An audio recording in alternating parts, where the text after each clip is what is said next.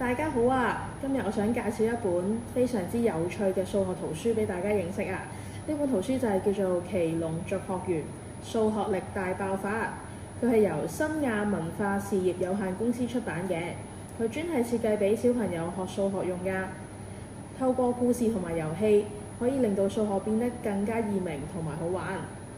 喺呢本書入邊有一隻綠色嘅奇隆，佢係數學園入邊嘅數學王子。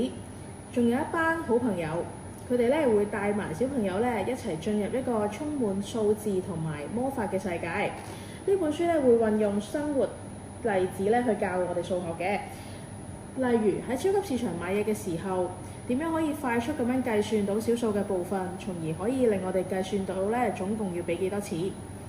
又例如我哋可以咧去到餐廳食嘢嘅時候，可以好快速咁樣計算到加一服務嘅費嘅方法。學習完相關嘅概念之後，佢仲有一啲練習題，等我哋咧喺學習完之後咧有機會練習嘅喎，可以鞏固到咧我哋所學到嘅嘢。除咗我啱啱介紹咗嘅加減乘除運算之外，書入邊咧仲會睇到有其他咧好有趣嘅有關於圖形與空間嘅題目喎。咁呢啲部分咧都係十分之有趣㗎。如果有興趣嘅話咧，可以隨時問我借呢本書嚟睇啊。下次再見。